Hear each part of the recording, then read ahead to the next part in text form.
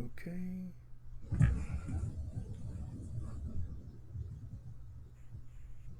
Okay, let's go.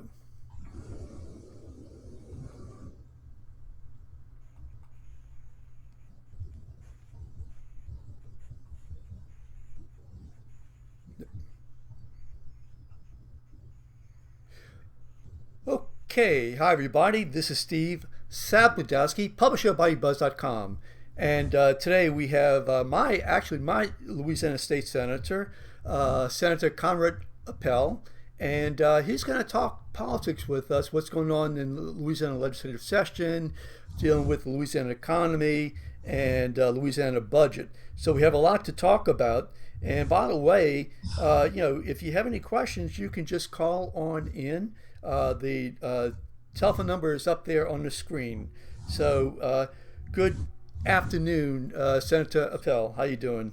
Hey Steve, how you doing? I'm doing fine. Thank you so much. What I'm doing right now is I'm actually looking down on the screen is I'm actually putting this up on Twitter so that everybody would be able to participate, and we have done that. Great. Okay, so this is the first week of the legislative session, and why don't you tell us, if you don't mind, at this point in time, what's going on? Well, in the Senate, on the Senate side, it's been pretty slow because, as you know, it's a fiscal session, and fiscal matters originate in the House. So the Senate has been just basically doing its early perfunctory duties to get ready for accepting bills and so forth and signing them to committee. On the House side, there's been a number of hearings. The Appropriations Committee has had hearings. I think Ways and Means has had hearings. One of the things that's most interesting is we've yet to see, unless it came out today, the governor's big tax proposal, which is the cat tax. Here we are a week into session. I know that the Ways and Means Committee's had a number of hearings on different matters, but we still haven't seen what CAT is all about. So that's something that's kind of hanging in limbo, but it's obviously going to be probably the singular most important issue of the whole session. So everybody's holding on, wait to see what that's about. Okay. So why don't you take us through the budget situation as we have right now? I know that everything is very uncertain, but why are we in this mess? Just for starters, why are we in this mess that we're in, and we seem to habitually be in, at least for the last, say, 3 or 4 years? Yeah. If not longer, of course. There are a lot of elements at play, but if you, I don't know if the folks tuned into Finance Committee yesterday, Commissioner Darden echoed what the economists for the legislature have been saying now for over a year, and that is that basically Louisiana is in an economic recession brought on by the oil downturn. We've lost something between 20 and 30,000 jobs over the last 3 years. It's only mitigated a little bit by the fact that our refining processes are actually growing, and there's a lot of construction going on in Louisiana, especially in Southwest Louisiana, dealing with refining and so forth. If we didn't have that, we would be in serious trouble. Nevertheless, because of the loss of business taxes and the loss of businesses, loss of personal taxes, we're about $400 million short of where the governor wants us to be going into the new fiscal year, which starts in July. Okay. Add to that, last year we imposed a 1 cent sales tax that had a 27-month life, after which it expires. Now that'll be next year, it'll expire. However, there's no fiscal sessions between now and then. So the issue it has arisen to whether we do something about that, let it expire, let part of it expire. So that'll be an issue as we go forward. So you really have two elements in play. One is about a $400 million wish list, I'll call it, because that's what he presented yesterday to the Finance Committee, of things that he would like to see fully funded in Louisiana. And we have about 850 plus or minus $1 million worth of sales tax. And add to that also, there's we stripped some exemptions off of existing sales tax. That expires also. So there's like three different pieces going on all at the same time. So that's kind of the situation we're in today. The irony is, if we weren't in recession, we wouldn't be having this issue. And the thing that I keep harping upon is we got to be very careful in Louisiana, because number one, raising taxes in the face of a recession is terrible business practice, economic practice. It tends to run businesses away, it tends to cost jobs, and it tends to exacerbate the recession we're already in. That's number one. And number two, if we do raise taxes that continue on and on into the future, and then we recover from this recession, in effect, what we will have done is created a growing stream of revenue that will grow government beyond where we are today. And if you look at the statistics published by the Census Bureau, Louisiana, when the local and state spending is taken together, and that this does not include federal spending, just local and state, Louisiana is the highest per capita spending state today in the face of a recession and with this so-called fiscal cliff. So there's a lot of issues at play here, and a lot of them deal with the future of Louisiana, and that's why it's really important to be thinking about this. Okay. Now, if anybody has a question above my head here on this video, there's a U.S. toll-free number you can call with a meeting ID, and we'd love to hear from you. If you have a question, if you want to make a comment, if you agree, disagree, whatever it may be.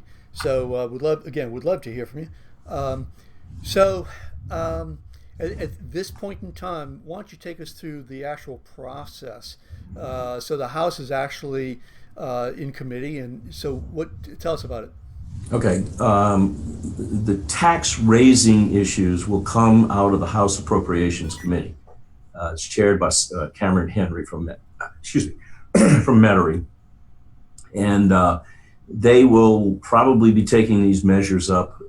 Excuse me, did I say tax raising? I meant spending. His is the spending, which is HB1. That committee will be taking up HB1, the spending package, as we move forward in the next couple of weeks. The Ways and Means Committee in the House will be taking up the taxing and revenue measures. That is Neil Abramson, who is from New Orleans. He's chairman. And they, like I say, they've already had some hearings, but they haven't taken any action yet on, I think they have about 120 tax bills that are going to come out of that. Of course, then once those bills, either tax or spending, get through the committee process, they go to the floor, and of course the House has to vote on them, and then they finally work their way over to the Senate. Now in the Senate, I'm on the Finance Committee. We are just basically doing hearings while we're waiting for that, for HB1. But our Revenue and Fiscal Affairs Committee, which is J.P. Morrell chairman, they have a number of bills dealing with exemptions and credits. Something that we really need to look at. And JP and his folks are going to be starting with those, I'm sure, as early as next week to try to get those moving. So there's a bunch of processes here, but the real action is in the House, and it's focused on those two committees. Okay. As we talk right now, I'm just looking at some things on Twitter, specifically hashtag LEG, and let's see, this was April 11th. Representative Ted James says, first day of Ways and Means and the rhetoric is flowing. I'm committed to having an honest conversation with the people of Louisiana. Let's see, I'm just looking at just one or two others. Here's one. It's called Smart on Crime Louisiana. Criminal justice reform will save taxes and make Louisiana a safer place to live and raise a family. So in terms of what you're looking at for this session, what are you particularly following? Well, that's a whole different package, the criminal justice reform. I started out talking about the fiscal issues, but we do have 20 so bills that will be filed or have been filed dealing with criminal justice reform. It's a very complex, complicated situation. If all the bills were passed, the projection is Louisiana would save about $300 million over 10 years. So that's somewhere, it's been projected somewhere between 15 and 30 million per year. Now, the promise is that about 50% of that money would then flow back into projects dealing with the folks who either have been convicted or have been finished their jail sentences, to try to prevent them from reoffending. Things like drug courts, things like probation, all the issues related to trying to help these people find a meaningful place in society. One of the big concerns, quite frankly, of mine is there's really no way to guarantee that money does indeed stay in that process, that 50%. Even if 50% is enough, because it'll go back into the general fund and it'll be subject to appropriation like every other money, pot of money in the general fund. So that's a big concern. Is there any way to assure ourselves that the rehabilitation portion really is funded, and then funded into the future, not just funded today and then 2 years from now, a different legislature changes its mind? Another issue, and it really disturbs me, and it's making me have great concern, is the public safety issue, frankly.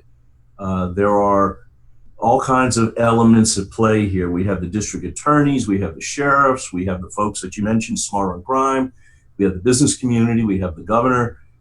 They all have different perspectives on that. My rule of thumb is I don't care how much it saves. I don't care about who's in jail, who's not in jail. I care about public safety. So the only way I'm going to support this is if I'm assured and I have some guarantees that we're just not turning loose a bunch of criminals, frankly, that have spent some time in jail and they're just going to go back out and reoffend and cause us problems. I don't know if you follow on the internet, there's a guy that keeps track of the shootings and murders in New Orleans. And we're on a massively upward trend right now, just this year, for shootings and murders.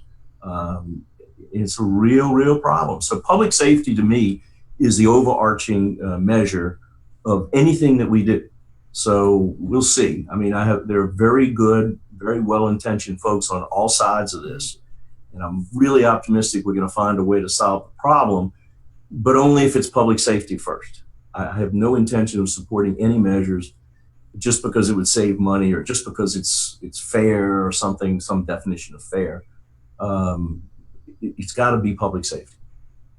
So you got those, you got the fiscal measures, and then there's a slew of other smaller, not so controversial issues. As we always have. But I will tell you, it looks like the total number of bills is way down. Oh, really? It seems to me, for even a fiscal session. I think the Senate has plus or minus 250 bills, which is a very small number. I think mainly because folks want to concentrate on the fiscal issues, and that's why. Right. So is there legislation regarding the universities in terms of consolidating universities? I know last year and the year before, that was the big issue. At least that was discussed as almost a bulletproof way of being able to save money. Yeah. But there's obviously I had a conversation with somebody who was very involved with higher education, the highest level, and he said no, it won't save any money at all. Well, let me back up in history a second. Sure. Back in 2010, I think I'm the only legislator that has ever written a bill to actually consolidate two four-year universities. I had a plan at that time in New Orleans to merge University of New Orleans with Southern University in New Orleans and Delgado to create a new model institution, one that would serve this region a whole lot better than I believe we're currently being served. We narrowly lost that bill in House, 2 votes actually, and it was a shame because I think we're there's a lot of passion all over the sides of this thing, and it gets into racial politics, which it wasn't. But I think we're doing a disservice to the young adults in this region by not having a really solid institution that involves all elements of higher ed. Now, that being said, I don't think there's been any other talk of mergers or consolidations at the 4-year level. Okay. At the LCTCS level, which is community colleges and vo-tech schools. They have undertaken unilaterally a whole bunch of that, and they have done a great job. Dr. Sullivan, you may know him, he's the head of LCTCS, has done masterful work in putting together all these different pieces so that we have a very efficient system.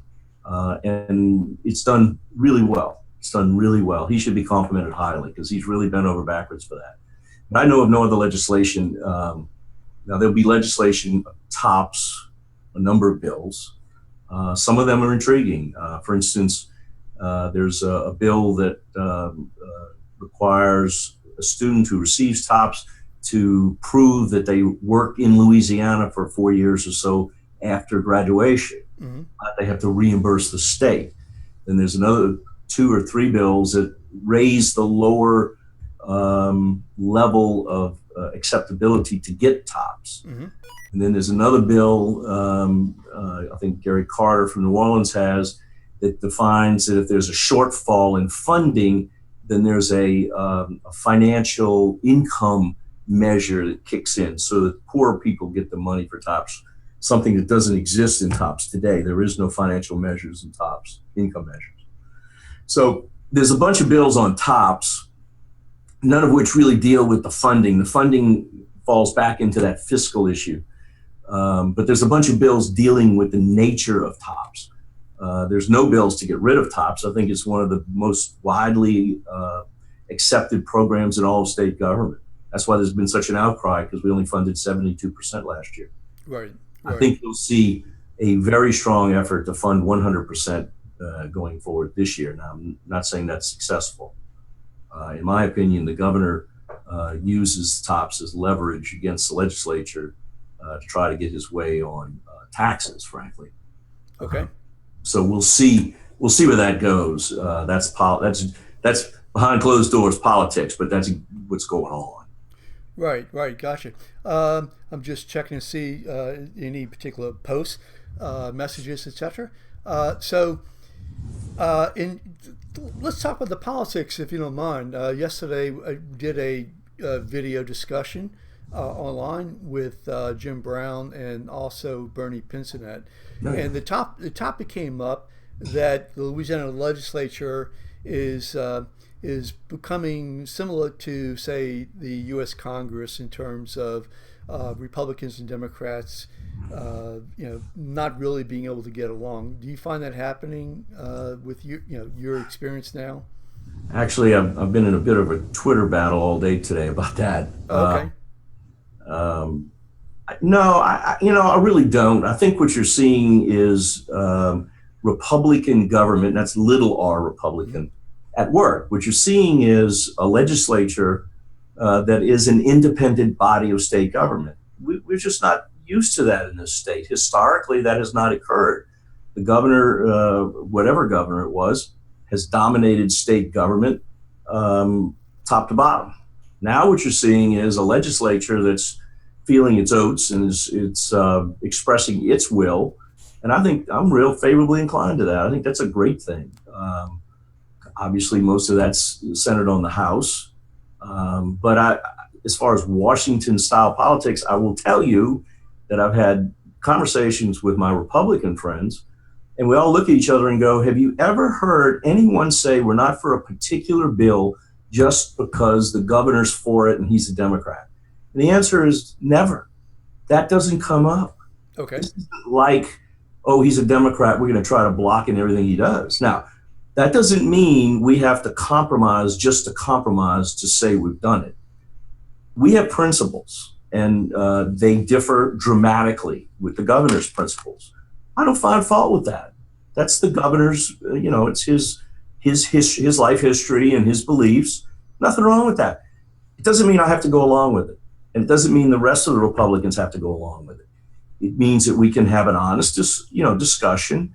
And if we elect not to go in that direction, so be it. That's not Washington-style politics. There was a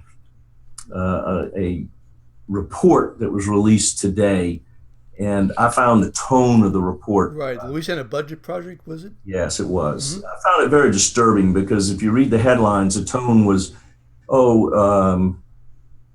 the rich folks are going to be paying all this, and everybody else is going to get a tax cut. Right. I find that to be really Washington politics. To me, that smells of class warfare type politics.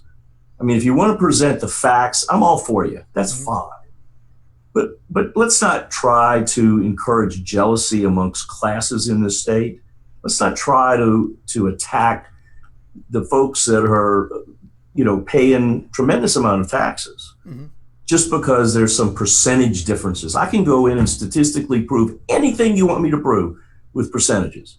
And that's what basically they did. So I took kind of offense to the headlines around their report. Not the report. I mean, the facts are the facts. I can't find fault with that. And basically what they're saying, if I'm not mistaken, is that the percentage of tax that, say, the middle class and say lower income people are paying compared to those who are making over $200,000 is unfair. I think that's only on a percentage basis. They're not talking about actual dollars. They're talking about as a percentage of income. Now, if you take the study that was released yesterday by the Council on State Taxation, which is really a neutral body, they're out of, I don't know where, Washington, I suppose. It indicated that the business community, despite what you're hearing from the governor's office, the business community is paying in excess of the national average of taxes in this state.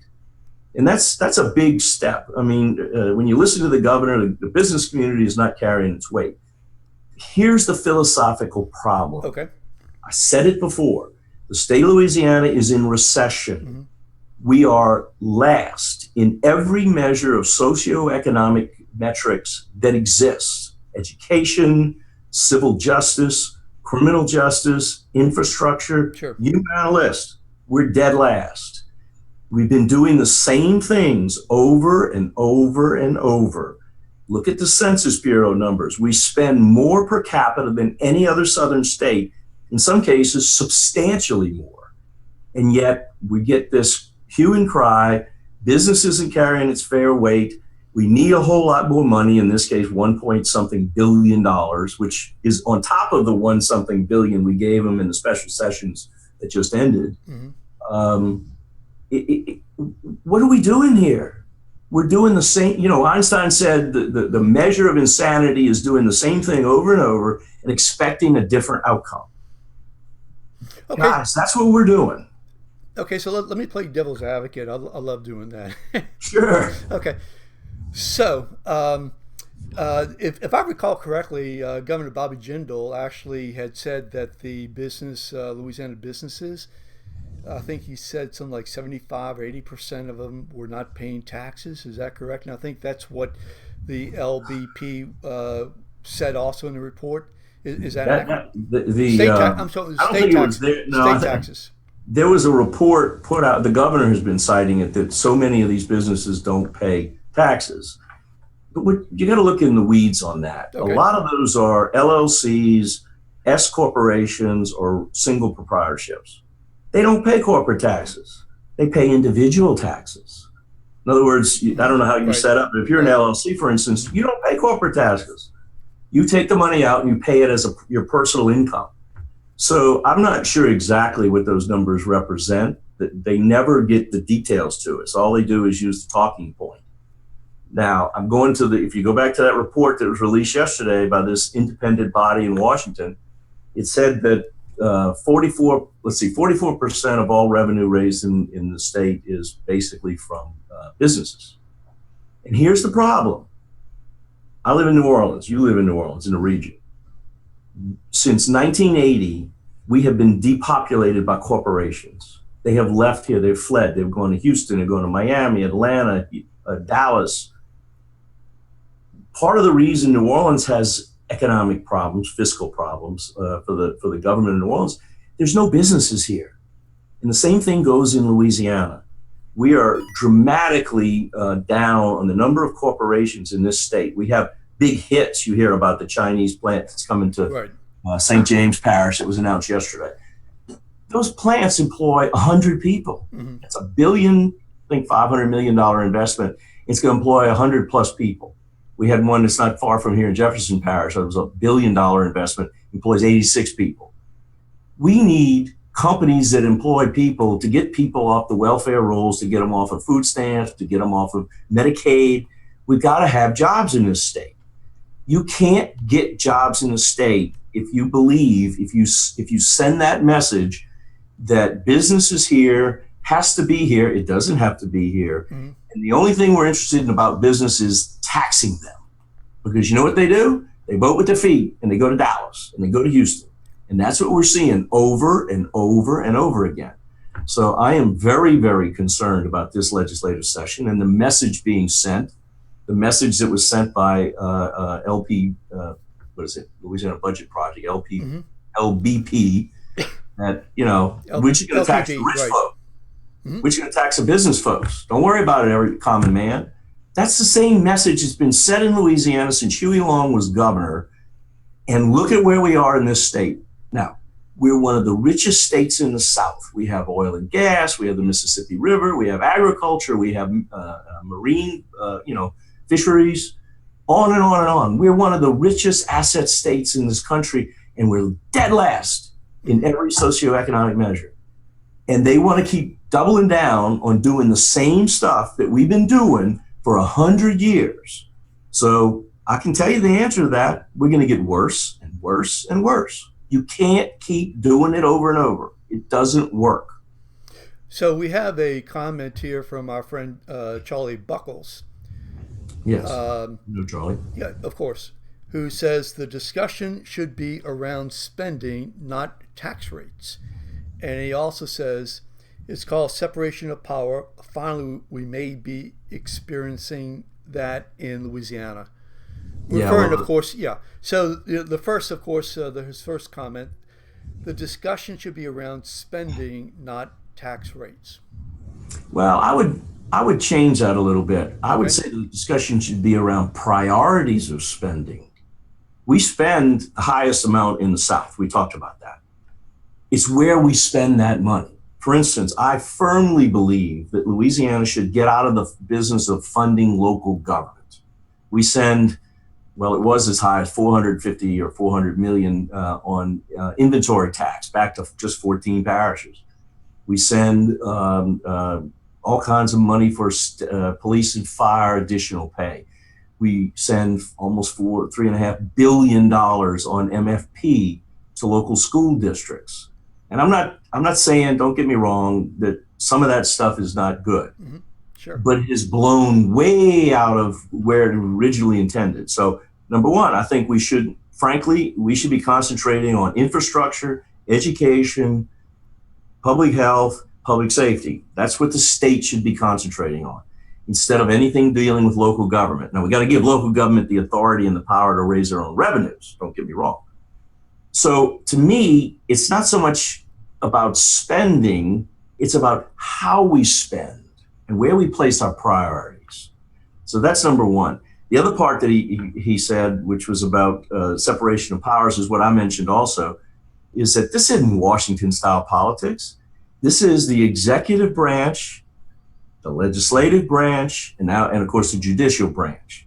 In the last 100 years of Louisiana's history, again, I point back to Huey Long, there's really been no separation between the executive and the legislative branches. That's just the way it's been. So whoever you elect governor, that you just as soon not have a legislature because they would just go along. Well, that changed. We're not just going along. We're making our own decisions. We want to be equal partners. We want to be contributors to the strategy of Louisiana. And I think that's an important element we all got to understand. And so I'll disagree with his Washington-style politics stuff. I think that's good talking points. Maybe it works. Maybe it'll play with the folks back home, but I think it's baloney. Okay, because you feel like there's legitimate a legitimate reason to have the separation of powers. Now that can come back and bite you in say 2.5 years. Yes. Oh yeah, of course.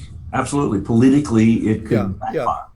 Yeah. There's no doubt about it. But I wasn't elected, and the other 143 folks, we weren't elected just to be lapdogs to a governor. Mm-hmm. We were elected to come up here and use our best judgment to serve 4.5 million people in Louisiana, and specifically, in my case, about 125,000 in my district.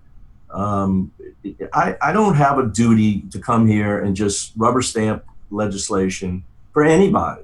Now, I will tell you, to a great extent, under the past governor, we did that, and I regret that. I think it was a mistake. I think we did some very good things. Don't get me wrong. I think the privatization of the hospitals will end up being probably one of the best things we ever did for this state. I think the school reforms, if we can keep this governor from rescinding them, will be one of the best things we ever did for this state.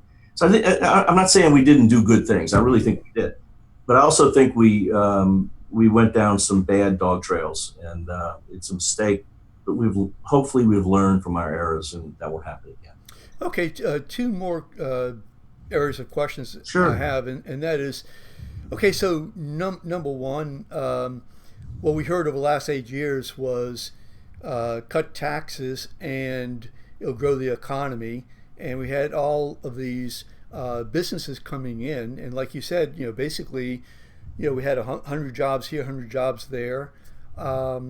So, the Democrats are going to say, well, we cut the taxes and look where we are.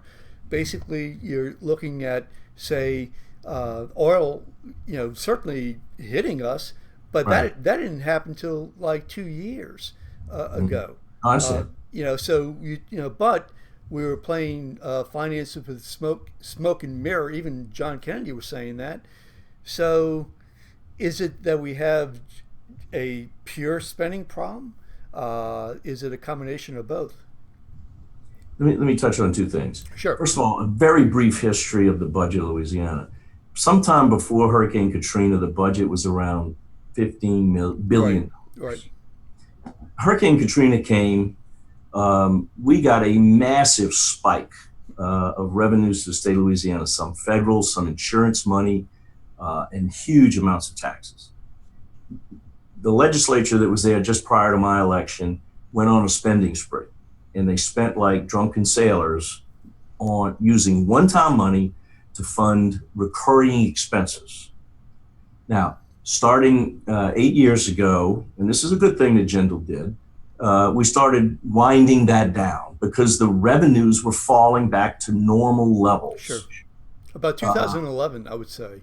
Whenever it was sometime in there. Yeah. So the revenues are starting to fall, and we had to bring the expenses down. So we did that. That was a good thing. So today we're at a new normal. We have oil at $53 today. It was back a few years ago, a couple of years ago, it was over 100, 110, 120 even. It's not going to go back there anytime. So in oil in and of itself doesn't represent a massive amount of our budget like it once did, but it represents jobs and business taxes, personal and business taxes coming from jobs. When the oil prices are low and there's no exploration, you lose all these jobs and you lose all these corporations. And so that we're not getting the cash. So now we're at a new normal. The state is at a new normal. That's the spending part. We need to align spending with revenue.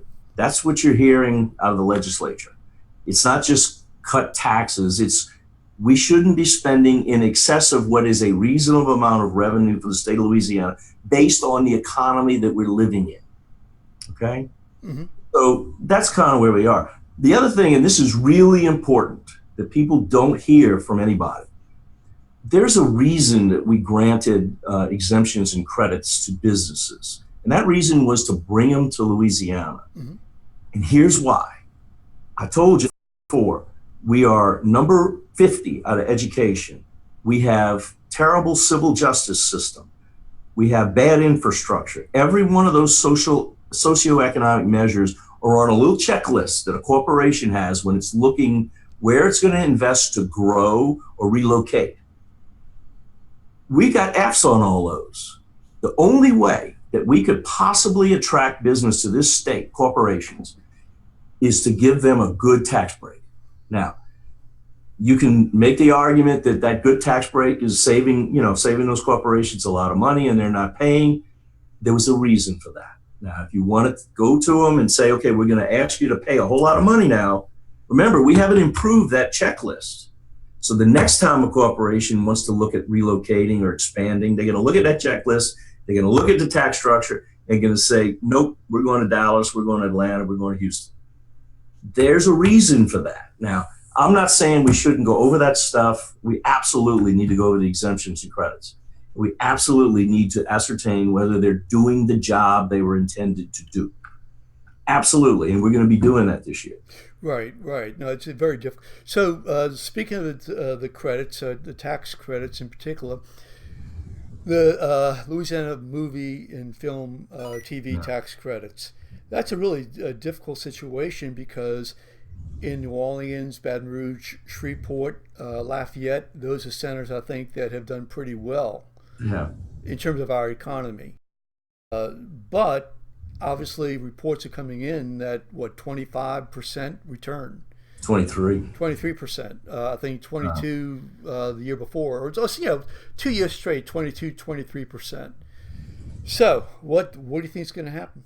Well, here's my position, and I'm contrarian on this.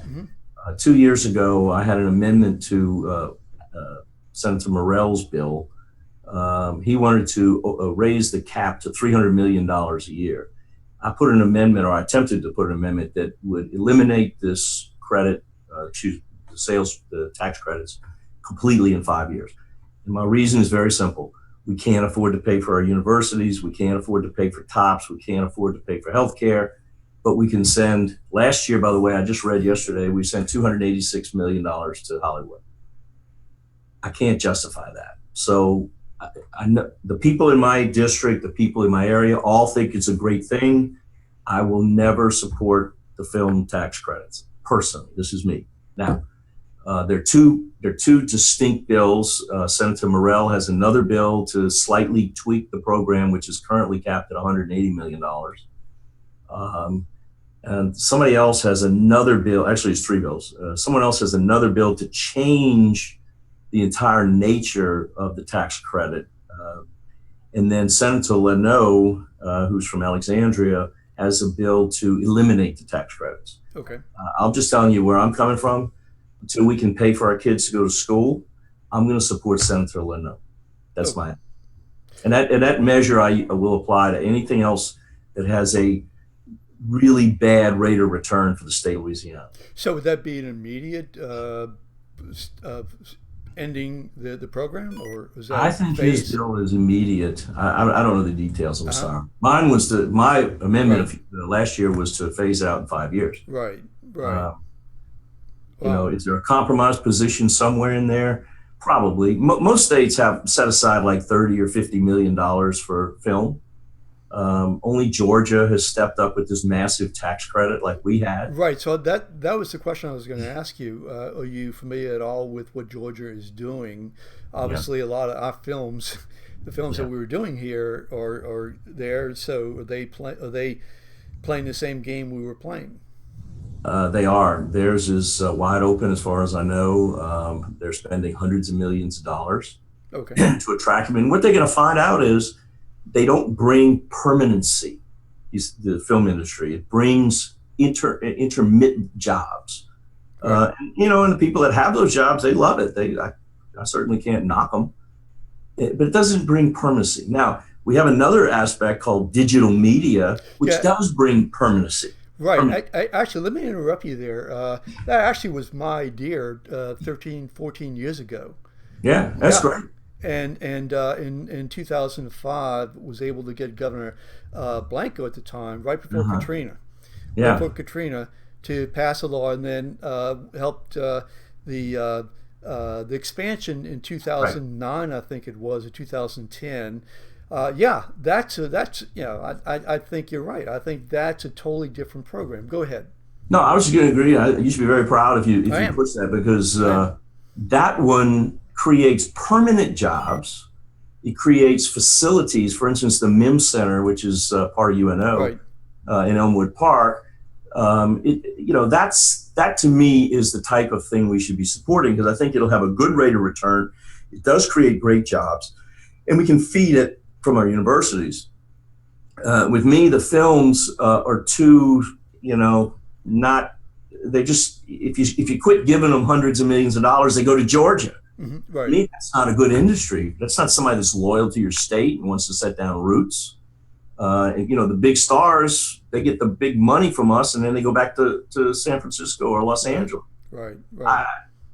Until we can pay for our kids to have a great college education and these other elements that we've got to do, I just can't support that kind of thing. Well, given the fact that you're in Metairie, and Yeah. I can tell you, I mean, I know from my own friends, it's and associates, etc. You probably get a lot of phone calls. Oh, I do. I am really an outsider on this one, because everybody around here thinks it's a great thing because we benefit from it, frankly. Right. Well, Let's see the businesses. benefit. Yeah. Yeah, but it's not right. I mean, get back to my original premise. The state of Louisiana should prioritize its goals, and it should focus its resources on those goals and make the best we can do before we start spreading out in all these other areas and trying to be everything to everybody and just wasting our money. Well, listen, I really thank you very much. I really Okay. I ask you to just hold on for a second. I'm going to end this program. This is Conrad Appel, Senator Conrad Appel, Metairie, Louisiana, and I'm going to say goodbye to our friends in Twitter land and Periscope. It's just one of those little things I got to do from a technology standpoint, and then end the broadcast. Just generally speaking for everybody.